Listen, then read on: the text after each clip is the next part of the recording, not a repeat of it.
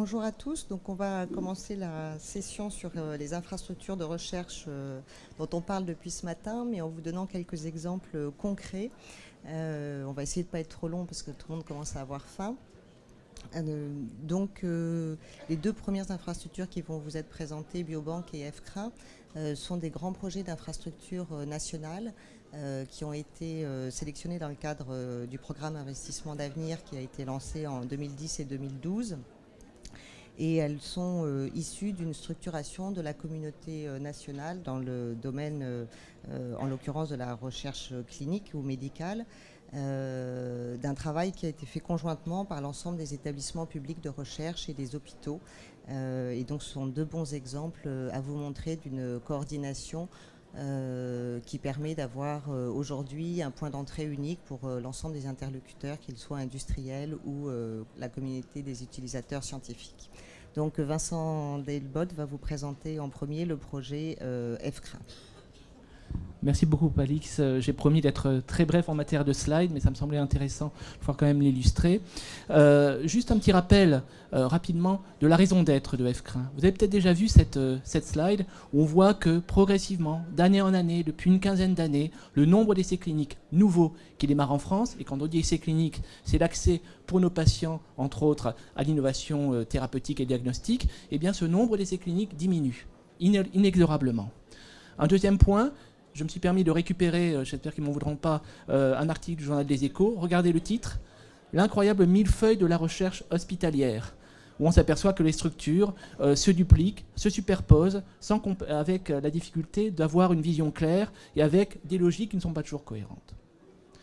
Dernier point, les résultats de l'enquête dite d'attractivité réalisée au plan international par le LEM syndicat de l'industrie pharmaceutique, où on s'aperçoit qu'effectivement, on a des médecins qui sont renommés au plan international, mais que par contre, ces médecins, et en tout cas l'ensemble de la communauté, en matière de qualité de l'investigation, en matière de vitesse de recrutement, en matière de respect des objectifs, eh bien, on s'aperçoit qu'on n'est pas très bien positionné, en tout cas moins bien positionné qu'un certain nombre de nos voisins. On s'aperçoit au fur et à mesure que la Scandinavie, l'Allemagne, le Royaume-Uni et même l'Espagne dans certains domaines, eh bien, nous dépassent. Donc un contexte qui est quand même assez défavorable sur le plan de la recherche clinique, avec tout l'enjeu qu'on peut avoir au-delà des patients sur les relations avec les entreprises, la recherche, les centres de recherche et de développement qui doivent rester en France, de telle manière, je prends l'exemple des laboratoires pharmaceutiques, que par exemple nous n'ayons pas que de simples vitrines commerciales, mais également des centres de recherche et développement et des partenariats avec la recherche académique et hospitalière. FCRA, et rappelez-vous le titre de l'article, la millefeuille de la recherche hospitalière, a pour particularité, a pour avantage d'associer l'ensemble, en tout cas le plus grand nombre des opérateurs de recherche clinique en France, à savoir l'INSERM. L'INSERM a été créé pour ça, c'est sa mission. Le CNCR, alors le CNCR, tout le monde ne le connaît pas, c'est en fait le rassemblement des 32, puisqu'il y en a un supplémentaire, La Réunion, 32 CHU, français qui, dans le domaine de la recherche, ont souhaité créer une structure spécifique.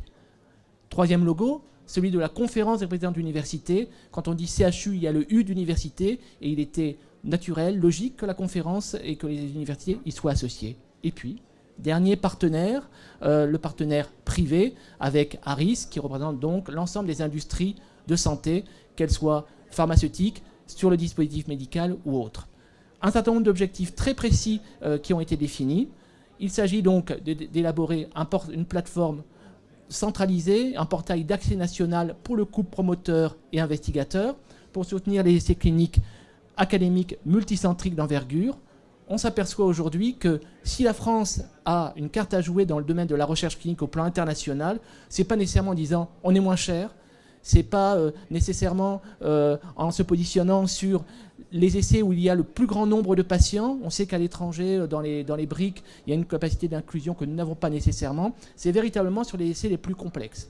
Deuxième aspect, deuxième vocation, renforcer la participation à la coordination des projets européens par les équipes françaises. De manière un petit peu laconique, je cite toujours deux chiffres. La France contribue à hauteur de 17% au budget de l'Union européenne. Et en matière de retour, sur l'ensemble, toutes thématiques confondues, elle n'a en retour que 11%. Giving my money back, d'une certaine façon. Donc il y a en tout cas un gap important. Troisième point, favoriser les essais précoces industriels dans les thérapeutiques innovantes, parce que là, la compétence de nos investigateurs, des Key Open Leaders, la capacité de nos plateaux techniques et leur qualité de sophistication sont un avantage dans un contexte international très compétitif. Dernier point, nous disposons de moyens financiers, 18 millions venant de l'ANR, auxquels s'ajoutent 2 millions d'euros que nous avons d'ores et déjà collectés de collectivités et d'opérateurs locaux, puisque nous sommes installés à Toulouse. Quelle action? Ça sera ma dernière slide, où je vous présente le programme d'action. Programme d'action qui a été défini depuis un an, puisque nous nous sommes mis effectivement en place dans le premier trimestre 2012. Premier axe, pour être compétitif au plan international, il faut pouvoir avoir des procédures nationales, et non pas, comme on peut l'avoir, dans des essais cliniques multicentriques qui associent 10, 15, 100 centres, à chaque fois des procédures différentes de mise en place de calculs financiers ou des procédures même méthodologiques, d'assurance qualité ou autres. Deuxième axe, il s'agit pour nous avons des moyens financiers, vous l'avez vu, 20 millions d'euros, identifier et sélectionner des organisations support pour aider au passage à l'Europe de la recherche clinique française. Donc c'est pourquoi nous sommes en train de sélectionner à la fois des plateformes de services nationales, où en fait, par rapport à un certain nombre d'opérateurs qui n'ont pas toute la gamme, toute la palette des services, qu'ils puissent s'adresser à une structure nationale bien identifiée et qui puisse leur assurer à la carte, au menu, telle ou telle compétence ou telle prestation. Et puis, deuxième infrastructure, des réseaux de recherche clinique. De quoi s'agit-il? Il s'agit d'identifier là où la France est véritablement la plus performante en matière de thématiques. On sait par exemple que la France en termes de maladies rares, que la France en onco-hémato ou dans un certain nombre d'autres disciplines est reconnue au plan international. Dans d'autres disciplines, moins. Donc on a vocation effectivement à bien identifier les réseaux qui sont déjà constitués, qui ont le plus de compétences et qui peuvent permettre effectivement d'apporter une aide de la conception du protocole jusqu'à la collecte et à l'analyse des données cliniques. Troisième point, acquérir un savoir-faire pour une aide au montage de projets multinationaux européens, la réalisation d'essais cliniques complexes, avec une équipe que nous avons constituée à Toulouse en partie et distribuée pour le moment. Nous avons à l'heure actuelle 13,5 postes. Quatrième axe, pour nous c'est important, favoriser la professionnalisation des métiers de la recherche clinique, et donc nous avons mis au point un programme de formation que nous sommes en train d'universitariser et qui doit permettre effectivement d'apporter des qualifications supplémentaires à l'ensemble de la communauté de la recherche médicale. Et dernier point, EFCRIN est bien entendu la composante française du réseau européen ECRIN. Un petit mot et j'aurai terminé, Alix, sur l'aspect ECRIN. En fait, il s'agit au départ, il y a une dizaine d'années, d'une initiative d'un certain nombre de partenaires de différents pays de l'Union européenne qui se sont dit on pourrait travailler ensemble. Ils ont obtenu un soutien de l'Union européenne pour essayer de réfléchir à l'harmonisation de ces structures, à l'harmonisation des procédures, encore une fois, des supports de recherche clinique. Ils se sont aperçus que c'était très compliqué, que ça prenait beaucoup de temps. Ils se sont constitués. Aujourd'hui, ECRIN associe avec des formes de structuration plus ou moins fortes, 23 pays, plus ou moins fortes. Vous avez par exemple pour la France EFCRIN avec une véritable équipe, et puis pour la Turquie, puisque la Turquie est associée, vous avez une personne qui est à Istanbul et qui est un référent. Mais en tout cas, il y a une réflexion, une démarche générale de réflexion, et démarche qui est en train de se structurer, puisqu'au-delà du financement ponctuel qui ont été obtenus, la vocation et l'intérêt de ECRIN est reconnu. Et donc, ECRIN est en train d'être créé en tant que ERIC. Alors derrière cet acronyme, il s'agit en fait de lui donner une entité légale reconnue au plan européen et avec un financement pérenne qui soit donné.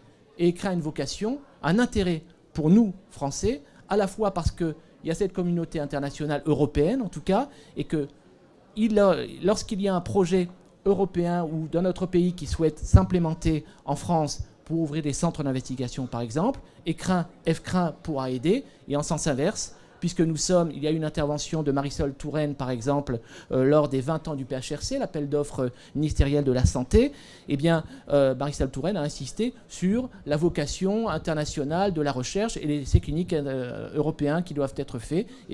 Lorsque un investigateur, un promoteur français voudra étendre son réseau à l'étranger, à l'Europe, il pourra passer par EFCRIN, puis par ECRIN.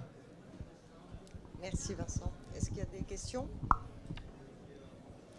Alors, si on prend le premier point que vous évoquez, le premier axe d'organisation et de réflexion que vous menez, j'imagine, puisqu'il s'agit de recherche clinique et sur le patient et d'essais cliniques, il y a un certain nombre de règles réglementaires, enfin de dispositions réglementaires qui sont, si ce n'est européennes, en tout cas, elles sont au niveau national définies et les mêmes pour tous les essais cliniques. Donc vous vous heurtez plus, j'imagine, à des sujets qui sont locaux, qui sont des modalités d'accès et d'organisation qui sont différentes entre chaque CHU, entre chaque université, les 83 universités en France, 38 CHU. Quels sont vos supports qui vous permettent d'agir de ce point de vue-là au niveau national et non pas d'avoir à vous démultiplier en 83 régions, si je prends les universités par exemple? Alors, de façon modeste, je dirais que la communauté de la recherche médicale française n'a pas attendu FCRIN. Il y a un certain nombre de travaux qui ont déjà été engagés et auxquels FCRIN apporte son support et poursuit. Quelques exemples de difficultés. L'aspect financier, par exemple. On s'aperçoit que dans le calcul, si vous voulez, des coûts de mise en place d'un essai, et le calcul de ces surcoûts étant un préalable nécessaire pour la signature des essais, on s'apercevait que selon les universités, selon les CHU, il y avait des modes de calcul qui étaient différents. Donc, c'était des délais supplémentaires de négociation pour le faire. Là, il y a un groupe de travail qui a été créé en lien et qui est répercuté, co-coordonné maintenant par FCRIN sur l'harmonisation nationale des surcoûts. Il y avait déjà un travail qui a été réalisé sur les essais cliniques industriels. On essaie de le dupliquer sur l'aspect essais cliniques académiques. Hier, j'étais également à Bruxelles. On a rencontré un représentant de la Commission européenne parce que nous avons aussi un problème général sur les projets européens avec une complexité en matière de calcul des coûts. Il est interdit normalement de forfaitiser les choses. Ça veut dire que les investigateurs, les chercheurs français, mais aussi dans les autres pays, perdent un temps fou, considérable, à remplir les timesheets, à calculer au coup, par projet, l'ensemble des surcoûts, ce qui est un élément dissuasif. Donc on souhaiterait aller vers une forfaitisation. Donc c'est un exemple. Nous avons un certain nombre d'autres groupes de travail, par exemple sur l'aspect de monitoring, avec la gestion du risque. Nous avons un groupe de travail également sur la pharmacovigilance, sur tout ce qui est vigilance d'ailleurs d'une certaine façon, de telle manière que, au-delà des difficultés que j'ai pu évoquer de calcul des surcoûts, et puis nous puissions démontrer au plan international que la France a défini des règles de qualité, j'allais dire optimales, pour répondre et remplir ces obligations dans le cadre des équipes industrielles. Ça sera, excusez-moi l'expression un petit peu commerciale, un argument de vente qui sera, à mon avis, particulièrement performant. Donc des groupes de travail en lien avec un certain nombre d'opérateurs. Alors vous évoquiez à l'instant les industriels. Dans ce sujet qui est à l'interface, on va dire, entre la recherche académique et son application éventuellement sur des médicaments ou des dispositifs médicaux, quel est leur rôle éventuellement et leur position? Ils peuvent être investigateurs au même titre que des chercheurs de la communauté académique. Est-ce qu'ils participent financièrement à FCRIN ou est-ce qu'ils sont plus là en utilisateurs, au coup par coup, ils vont financer un essai clinique pour un médicament ou un dispositif qui les intéresse, ou est-ce qu'ils sont vraiment partie prenante de l'élaboration de ce projet qui les concerne également beaucoup? Les deux, en général. En fait, comme Alix a imposé une règle très stricte, je ne vous montre pas, je ne suis pas en mesure de vous présenter la slide où nous présentons un certain nombre de projets concrets auxquels nous apportons déjà un soutien, un PHRC et ainsi de suite. Pour nous, c'est une forme d'acquisition du savoir-faire. Et à l'intérieur de ces projets, nous sommes en lien avec un certain nombre d'opérateurs industriels. Comme je vous le disais dans une slide dans cette slide, pour nous, effectivement, on se positionne sur les essais cliniques précoces, industriels, les proof of concept, d'une certaine façon. Donc, de manière très expérimentale, nous apportons déjà une aide sur ces projets. Deuxièmement, effectivement, il y a un certain nombre d'industriels qui nous apportent, parmi les 2 millions d'euros, il y a un industriel, Pierre Fabre, pour ne pas le cacher, qui nous apporte un soutien financier, sans doute lié aussi à l'aspect toulousain. Et sur le plan institutionnel, nous avons un conseil dit de gouvernance, un conseil d'administration, dans lequel vous avez un représentant d'Aris, Patrice Denefle, qui travaille chez Ipsen, et qui assure, si vous voulez, le passage de témoins entre les attentes des industriels par rapport à les structures. Alors, pour tout vous dire, au départ, et nous sommes entre nous, c'est vrai que les industriels, au départ,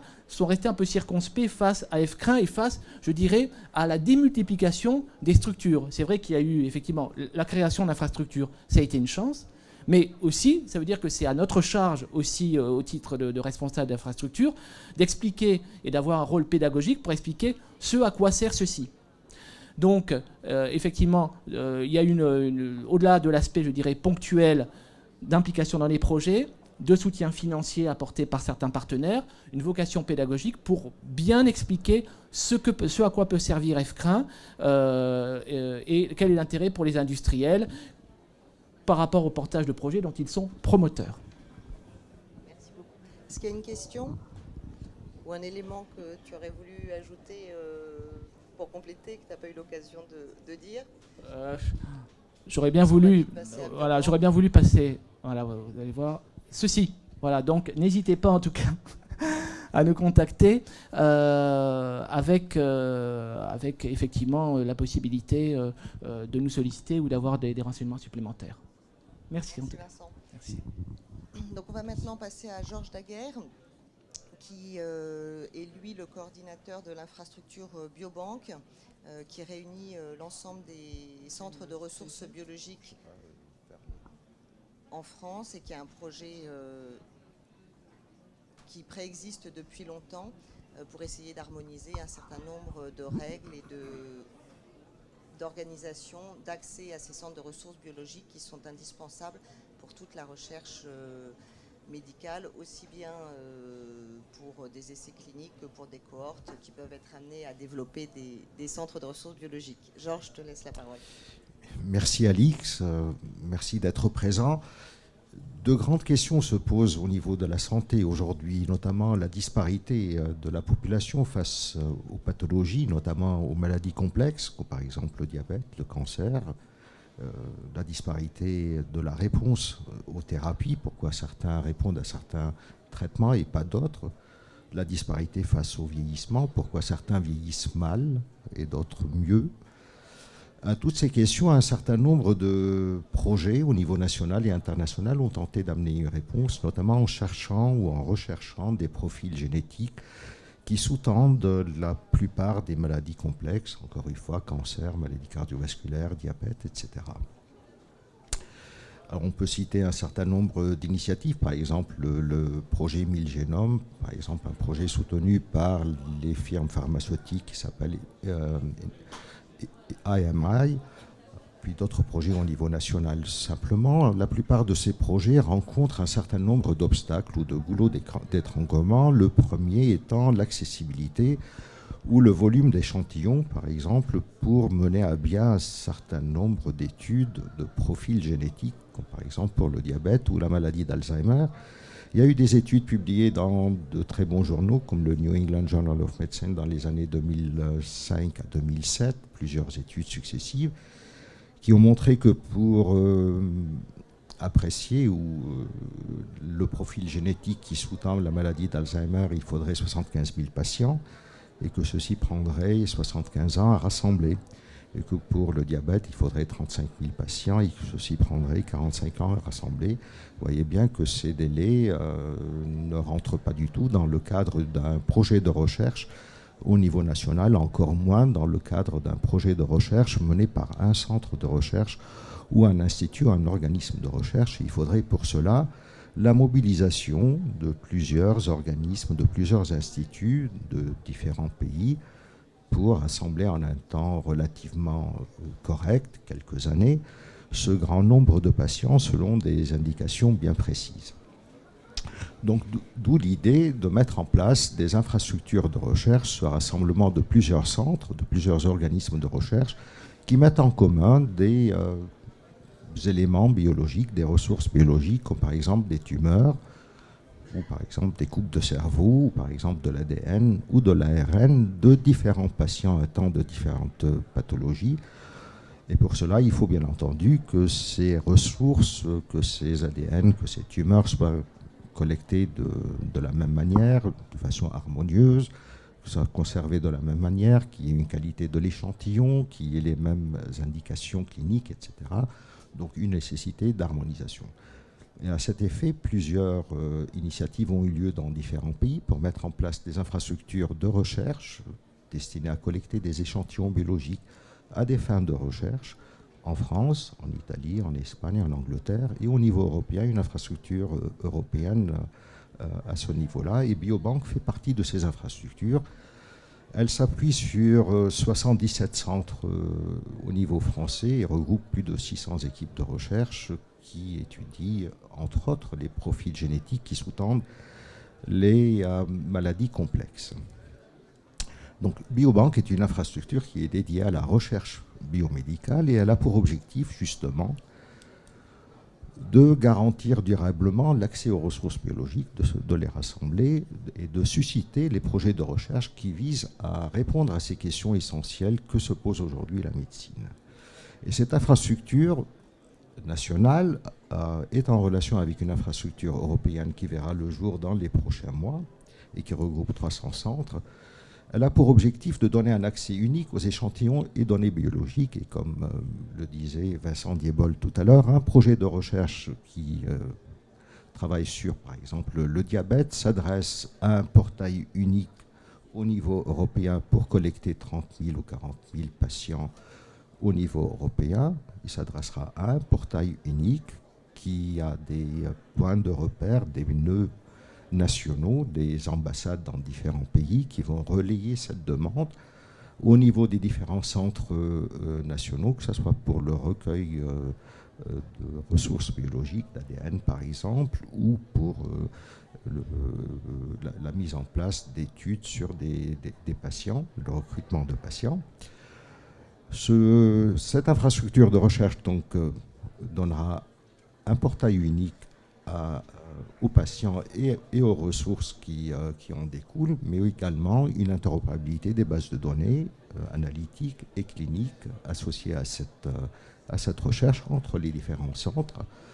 Mettre en place des services communs pour tout ce qui est affaires réglementaires. Vous savez qu'il y a une grande hétérogénéité, malgré les directives européennes, dans l'application de ces directives au niveau du transfert des échantillons et du transfert des données transfrontaliers. Il y a aussi une hétérogénéité dans les principes éthiques entre les différents pays européens. Il faudra pour cela les harmoniser. Donc il y a un service commun au niveau national, mais également au niveau européen, qui aidera les chercheurs à passer le cap ou à répondre aux questions éthiques qui se posent ou que posent un certain nombre de projets de recherche. Il y aura également un soutien aux projets, notamment des chefs projets seront mis en place pour faciliter l'accès aux échantillons et le transfert des échantillons d'un centre à un autre vers le centre d'analyse final où seront faites par exemple des études de génomique ou de protéomique ou des études de biochimie ou autre chose. Voilà. Donc, le projet est en construction. Il y a 5 ans de période de construction. Ça a démarré il y a 1 an et puis 5 ans de phase opérationnelle. Nous y procédons pas à pas, lentement, pour mettre en place, comme je vous l'ai dit, un certain nombre de services communs qui sont listés ici, sur lesquels je reviendrai peut-être si vous avez des questions. Merci Georges. Alors, est-ce qu'il y a des questions dans la salle ? Non, ils ont tous faim. Alors, on va être rapide. Moi aussi. Tu évoquais, alors tout le monde ne le sait peut-être pas, mais c'est vrai que nous, on a l'image de nombreux hôpitaux ou laboratoires de recherche où chacun, dans des congélateurs plus ou moins improbables, stocke tout un tas d'échantillons sur... donc tu as cité un certain nombre de pathologies, mais il y en a qui sont plus récurrentes que d'autres. Maladies rares, par exemple, on sait que c'est une communauté qui est très organisée avec des centres de référence qui ont été identifiés par le ministère, avec le ministère de la Santé et de la Recherche comme étant voilà, c'est des patients qui sont aussi suivis dans tel ou tel hôpital. Donc, dans d'autres domaines comme le cancer ou le diabète, il y a beaucoup plus de patients. Des patients qui sont potentiellement suivis dans tous les CHU de France. Comment est-ce que vous arrivez, vous, parce que c'est quand même un des objectifs aussi, de ne pas multiplier des biobanques qui ne servent à rien et de pouvoir vraiment identifier des réseaux compétents et qui donneraient accès à tout ce dont ont besoin les chercheurs pour avancer dans ces pathologies? Oui, évidemment, un des objectifs est de mutualiser les expériences, les expertises, les équipements au niveau national, mais également au niveau européen. Donc c'est inutile on veut éviter la redondance dans la conservation, on veut éviter la redondance dans la mise en place de services qui sont similaires, et on se rapproche pour cela d'EFCRIN et d'autres infrastructures de recherche financées dans le cadre du programme Investissement d'avenir pour justement mutualiser les expertises et mutualiser les services que l'on peut amener au projet de recherche. Donc il y a toute une démarche qui est déjà en cours et que l'on va poursuivre dans les années qui viennent pour justement réduire cette redondance et harmoniser autant que faire se peut le recrutement des patients et la collecte des échantillons au niveau national. Monsieur.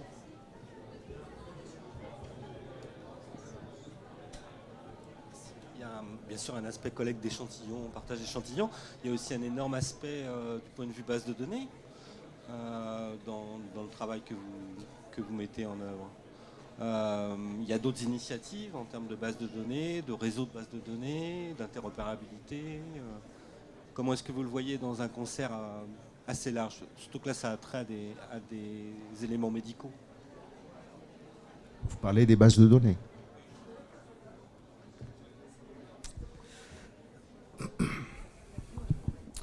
Alors, les bases de données est un problème complexe qu'il faut appréhender pas à pas, encore une fois. Il y a les bases de données analytiques, c'est-à-dire celles qui sont entre les mains des chercheurs, enfin, je dis pour l'ensemble de l'assistance.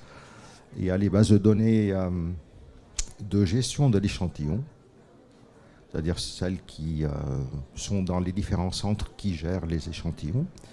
Et il y a les bases de données cliniques qui sont dans les hôpitaux et qui sont hélas, d'une grande hétérogénéité, non seulement au niveau français, mais également au niveau européen.